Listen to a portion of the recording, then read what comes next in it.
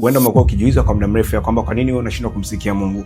Kwa nini sauti ya Mungu unashindwa kuisikia kwa urahisi kila siku? Kama kufunga umefunga, kama kuomba umeomba, umejaribu njia za kila aina, lakini bado unashindwa kuisikia sauti ya Mungu. Sasa leo nitakutajia tabia kubwa 5 ambazo tabia hizi zinakufanya wewe ushindwe kusikia sauti ya Mungu kwa urahisi. Kuna tabia fulani hivi ambazo unaweza kuwa nazo au ukaziona za kawaida, lakini kumbe tabia hizo ndio zinakuzuia wewe usiweze kusikia sauti ya Mungu. Kwa hiyo nimeongea na watu wengi sana kuhusiana na tabia hizi, na walipoziacha tu tabia hizi wakaanza kumsikia Mungu mara moja. Naamini hata wewe unanisikia siku ya leo, hapo acha tabia hizi ambazo naenda kukuambia siku ya leo, utaanza kumsikia Mungu mara moja kwa urahisi sana. Na kama mpaka mwisho wa video hii, kwa sababu mwishoni mwa video hii nitakuombea tabia hizi ziweze kuachilia, kwa sababu tabia hizi kuna wengine huenda mmejaribu kuziacha kwa nguvu zenu lakini mmeshindwa. Sasa napokwenda kuonyesha tabia hizi, kama bado hujasubscribe channel yetu, unaweza ukasubscribe pale ulipo, ili kipindi ninachokuletea mafundisho mapya ya kumsikia Mungu uwe wa kwanza kuyapata. Na kama bado hujalike video hii, basi unaweza ukalike mahali pale. Mungu akubariki sana. Sasa tabia ya kwanza inayokufanya usiweze kumsikia Mungu ni tabia ya kutokutubia dhambi au kuwa na dhambi usiyoitubia kwenye maisha yako. Kitabu cha Isaya sura 59 na ule mstari wa 2 inasema, lakini maovu yenu yamewatenga ninyi na Mungu wenu, na dhambi zenu zimeuficha uso wake msiupate. Kwa sababu hakuna mwanadamu ambaye ni mkamilifu, kila mwanadamu anatenda dhambi. Kila mtu anatenda dhambi. Na ndio maana hata Yesu aliwaambia wale watu waliokuwa wanataka kumpiga yule mwanamke aliyekuwa ametoka kuzini ya kwamba kama kuna mtu ambaye hajawahi kutenda dhambi hapa, na hao wa kwanza kumbonda huyu mwanamke, na hao wa kwanza kumpiga huyu mwanamke. Watu walikimbia kwa sababu mioyo yao ilikuwa na hukumu kwamba kuna dhambi wanazitenda, kuna vitu wanavitenda. Sasa kama wewe ni mtu mwenye dhambi, kama wewe ni mtu ambaye kila siku unatenda dhambi, wewe ni mwanadamu ambaye kila siku unatenda dhambi, unachotakiwa kufanya kipindi unachokuwa umetenda dhambi, hakikisha unaitubia ile dhambi kwa haraka sana. Usikae muda mrefu bila kutubia ile dhambi. Unapoona umekosea, aidha umeanguka kwenye dhambi yoyote, aidha umedanganya, aidha umezini, aidha umefanya kitu chochote kile ambacho unakiona ni kibaya, muda huo huo ambao unajiona kama umefanya hicho kitu, nenda kamtubie. Nenda tukamwambia Yesu, naomba unitakase kwa damu yako. Mungu, nakuja mbele zako siku ya leo, ninaomba unitakase kwa damu yako. Mungu, makosa yangu yote niliyokutendea, ninajua mimi nimefanya vitu vibaya mbele zako, nimetenda makosa mabaya mbele zako. Mungu, ninaomba kuanzia siku ya leo uweze kunisamehe dhambi na kunitakasa. Utakapofanya hivyo, ile dhambi itakapoondoka kwenye maisha yako, uso wa Mungu utaweza kukuangalia, masikio ya Mungu yataweza kufungukia. Na hii tabia kutokutubu dhambi sio tu kwamba inawazuia watu wasiweze kumsikia Mungu peke yake.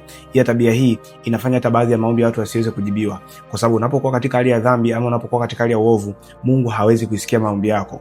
Mungu hawezi kusikia kile unachoongea, kwa sababu maandiko yanatuambia kwamba, je, hamjua kama maombi ya wenye dhambi ni makelele mbele zangu? Ina maana maombi ya wenye dhambi, unapokuwa hujatubu dhambi zako, unapokuwa hujamuomba Mungu msamaha, unapoenda mbele za Mungu muomba Mungu, Mungu anasikia maombi yako kama makelele. Lakini huenda tabia hii ya kwanza wewe huna. Kila unapofanya dhambi unatubia. Huenda tabia hiyo ya kwanza huna, lakini tabia hii ya pili ndio inayokufanya usimsikie Mungu. Sasa tabia ya pili inayokufanya wewe usiweze kumsikia Mungu ni kumzimisha Roho Mtakatifu. Kitabu cha Wathesalonike wa kwanza sura ya 5 na ule mstari wa 19 inasema, Biblia inasema msimzimishe Roho. Ina maana Roho anaweza kazimishwa. Kwa mfano, unajua kuna kipindi Mungu anaweza kana sema na wewe kuhusiana na jambo fulani. Roho Mtakatifu ndani yako anaweza kana kusukuma kufanya jambo fulani, labda anakusukuma wewe kwenda kanisani. Anaendelea kusukuma kwenda kanisani, lakini wewe unakuwa unapingana ile sauti ya ndani. Unakuwa unapingana ule msukumo wa ndani. Unapofanya hivyo unakuwa unamzimisha Roho Mtakatifu. Nini maana kumzimisha Roho Mtakatifu? Kumzimisha Roho Mtakatifu ni pale Roho Mtakatifu anapokuwa anakupa maelekezo juu ya jambo fulani, lakini ile jambo fulani analokupa maelekezo yake wewe ulifanyi. Wewe unapingana nalo. Roho Mtakatifu anakusukuma kwamba nenda kanisani leo. Huenda kuna kitu chako huko leo. Huenda kuna ufungulivu wako huko leo. Wewe hauendi. Unapokuwa unapozidi kumzimisha Roho Mtakatifu, unapokuwa unazidi kutokufuata maelekezo ya Roho Mtakatifu, Roho Mtakatifu anaanza kuondoka kwako taratibu. Roho Mtakatifu sauti yake inaanza kupungua kwenye maisha yako taratibu. Yaani Roho Mtakatifu yuko hivi, unapokuwa unamchochea ndani yako, anapokuambia kitu unakuwa unakifanya, anapokuambia jambo na unakuwa unalifanya, sauti ya Roho Mtakatifu huwa inazidi kuwa kubwa kwenye maisha ya mtu. Mtu anakuwa anaisikia sauti ya Roho Mtakatifu kwa ukubwa zaidi unapoendelea kuwafanyia maelekezo yale mambo ambayo anakuambia. Na ndio maana maandiko yanatuambia kwamba nikaribieni mimi nami nitawakaribia ninyi. Unaona, Mungu ana tabia, unapozidi kumkaribia Mungu naye anakukaribia hivyo hivyo. Hata Roho Mtakatifu unapozidi kufanya maelekezo anayokuambia, unapofuata nini anachokwambia, Roho Mtakatifu anazidi kujisogeza mbele yako, anazidi kujisogeza kwenye maisha yako, anazidi kuongea na wewe zaidi. Lakini unapokuwa na tabia kumzimisha, yani anapokusukuma kufanya jambo fulani, anapokusukuma kufanya kitu fulani, wewe unapingana nacho ama wewe ukifanyi, Roho Mtakatifu anazidi kumzimisha. Na kwa kadiri ambavyo unakuwa haumtii Roho Mtakatifu, ile sauti ndio inavyozidi kupungua kwenye maisha yako. Ndio maana maandiko yanasema kwamba aliye mwaminifu kwenye jambo lilo dogo atakuwa mwaminifu kwenye jambo lilo kubwa zaidi. Roho Mtakatifu hawezi akaongea nawe kwa sauti kubwa zaidi. Mungu hawezi kuongea nawe katika sauti kubwa zaidi kama unamzimisha kipindi anachoongea na wewe. Roho Mtakatifu anatamani kipindi ambacho anaongea na wewe unafuata maelekezo kile anachokwambia. Unaangalia ni kitu gani anachokwambia na unakifanyia kazi. Yamkini tabia ya kwanza hauna na tabia ya pili hauna. Yamkini hii tabia ya tatu ambayo anakwenda kukwambia ndio inakufanya usiweze kumsikia Mungu. Sasa tabia ya tatu ambayo inafanya watu wasiweze kusikia sauti ya Mungu ni kusikiliza sana wanadamu kuliko kumsikiliza Mungu. Kitabu cha Matendo ya Mitume sura ya 5 na mstari wa 29 inasema, imetupasa kumtii Mungu kuliko wanadamu. Kuna watu mko mahali hapa mnashindwa kumsikia Mungu ni kwa sababu na tabia za kusikiza sana maneno ya watu. Kwa mfano, Mungu anaweza kana kwambia ufanye jambo fulani. Labda amkini Mungu anakuambia nenda kafungua biashara sehemu fulani. Unasikia ndani yako msukumo kwenda kufungua biashara yako sehemu fulani. Labda uenda umepata kwa njia ya maono ama kwa njia ya ndoto. Uenda kwenye ndoto uliota umefungua biashara yako sehemu fulani. Na maana Mungu aliongea na wewe kupitia ndoto. Lakini unatoka katika hali ya kawaida, umeamka asubuhi ama unaenda kwenye maisha ya kawaida, unaogopa kwenda kufanya biashara sehemu fulani kwa sababu unaogopa kwamba watu watakuonaje, watu watasemaje. Watu wakikuona unakwenda kufanya biashara watasema je, wakufanya biashara uwe wewe? Watu wataanza kukudharau, watu watakupiga vita. Unaanza kuogopa maneno ya watu bila kumuogopa Mungu. Unaanza kutii maneno ya watu kuliko kumtii Mungu. Unaanza kufuata sauti za wanadamu kuliko kufuata sauti ya Mungu. Na kwa kadiri unapofuata sauti ya wanadamu, ndipo sauti ya Mungu inavyozidi kuondoka kwenye maisha yako. Na nikwambie, hauwezi kumridhisha mwanadamu hata siku moja. Mwanadamu anaweza akasema kwa muda wote ule. Mwanadamu anaweza akasema hata ufanye kitu chochote kile. Mwanadamu ni mtu ambaye ukikaa kimya atakwambia kwamba unajisikia. Ukiongea atasema kwamba una mdomo. Mungu anaweza kaongea na wewe. Mungu anaweza kukusukuma kwamba yule ndo mume wako. Unaanza kuogopa kwamba mashoga zangu wakiniona niko kwenye mahusiano na yule mwanaume watanisema vibaya. Yule mwanaume mwenyewe hana hela. Yule mwanaume mwenyewe hana maisha. Yule mwanaume mwenyewe hana gari. Kumbe ni sauti ya Mungu. Huenda Mungu anachokwambia, huenda Mungu alichokupangia ni kwamba wewe utakapoenda kuolewa na yule kaka ama wewe utakapomoa yule dada, ndipo utakapoanza kufanikiwa. Yamkini huyo dada ameshika mafanikio yako. Yamkini huyo kaka ameshika mafanikio yako. Lakini the way unapozidi kujichelewesha wewe katika kusikia sauti ya Mungu, unapozidi kuwasikiliza wanadamu, ndipo unapojichelewesha kwenda kwenye mafanikio yako. Sasa ninapokwenda kuonyesha tabia ya 4 ambayo inakufanya usiweze kumsikia Mungu, kama bado haujasubscribe channel yetu, unaweza ukasubscribe pale ulipo. Na kama mpaka hapa tulipofika video hii na kubariki, basi unaweza ukalike pale ulipo. Sasa tabia hii ya 4 ndio tabia kubwa kuliko zote ambayo inafanya watu wasiweze kusikia sauti ya Mungu. Sasa tabia ya 4 ni kusikia neno la Mungu na kutokulitii. Kitabu cha Yakobo sura ya 1 na mstari wa 22 inasema, lakini iweni watendaji wa neno wala si wasikiaji tu, huku mkizidanganya nafsi zenu. Unajua kitu kikubwa ambacho watu watajisahau ni kwamba neno la Mungu ni sauti ya Mungu. Neno la Mungu ni Mungu mwenyewe. Na ndio maana maandiko yanatuambia kwamba hapo mwanzo palikuwa pana neno, naye neno alikuwa kwa Mungu, naye neno alikuwa Mungu. Vitu vyote vilifanyika kupitia huyo. Pasipo neno hakuna kitu chochote kilichofanyika. Ina maana neno la Mungu ni Mungu mwenyewe. Unaposoma neno la Mungu unamsikia Mungu moja kwa moja. Unaposoma neno la Mungu unakuwa ni Mungu anaongea na wewe moja kwa moja. Anakuwa ni Mungu anasema na maisha yako. Anakuwa ni Mungu anasema na yale unayopitia. Na ndio maana basi ukiwa unasoma neno la Mungu muda mwingine, kuna mstari mmoja unaweza kausoma, ule mstari ukakugusa kiasi kwamba ukasema, huu mstari ni wa kwangu. Huu mstari ni kama Mungu anasema na mimi kabisa. Huu mstari ngoja niingie nao kwenye maombi. Unaona, ni Mungu anasema na wewe kupitia neno lake.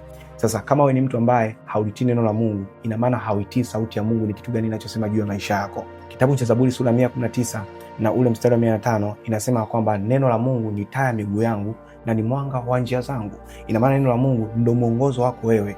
Neno la Mungu ndio sauti ya Mungu kwenye maisha yako. Unataka kuweza kusikia sauti ya Mungu? Kama neno la Mungu tu umeshindwa kulitii, je, Mungu atakapoongea nawe kwa njia zingine utamsikia Mungu? Je, utamfuata Mungu ama na yenyewe utalipuuzia? Umelipuuzia neno la Mungu. Je, Mungu akikupa ndoto utaizingatia? Je, Mungu akiongea nawe kupitia mazingira utazingatia? Je, Mungu akiongea nawe kupitia watumishi wake utazingatia? Ina maana Mungu anaangalia. Kama anakupima kwa neno lake, kama neno lake umeshindwa kulitii, ina maana sauti yake umeikataa. Ina maana kama umeikataa sauti yake kupitia neno lake, Mungu hawezi akajifunua na wewe kwa njia zingine ambazo anaweza kaongea na wewe, ambazo unaweza kumuelewa. Tabia ya 5 ni kutokujali maombi ama kutokuomba kabisa. Kitabu cha Yeremia sura 33 na ule mstari wa 3 inasema, niite nami nitakuitikia, nami nitakuonyesha mambo makubwa magumu hata leo usiyojua. Unaona, Mungu anakuambia kwamba umuite. Na Mungu unamuita kupitia nini? Mungu unamuita kupitia maombi. Sasa watu wengi ambao tuko mahali hapa huwa tunaomba kipindi tunachopata matatizo peke yake. Huwa tunaomba kipindi ambacho tunapata shida peke yake. Kipindi ambacho unakuwa uko sawa wala hata uombi. Kipindi unachokuwa upitia changamoto wala hata uombi. Kama uombi utawezaje kuwasiliana na Mungu? Utawezaje kusikia sauti ya Mungu? Kwa sababu unapokuwa unaomba unakuwa unapeleka haja zako mbele za Mungu. Na unapokuwa unasema na Mungu, naye Mungu ana tabia kusema na wewe. Sasa Mungu atakusikiaje kama wewe hauombi? Ndio maana kwenye channel yetu huwa nafundisha sana watu ni namna gani ya kuweza kuomba. Ni namna gani ya kuweza kuwa na nguvu za maombi. Kwa nini? Kwa sababu huwezi kusikia sauti ya Mungu kama wewe sio mwana maombi. Mungu ataongea vipi na wewe? Utawezaje kuongea na Mungu? Mungu hawezi kuongea na wewe kama wewe hauongei na yeye kwa njia ya maombi. Na kuna faida kubwa sana za kufanya maombi, kwa sababu faida ya kwanza kufanya maombi inakufanya wewe uweze kuwasiliana na Mungu.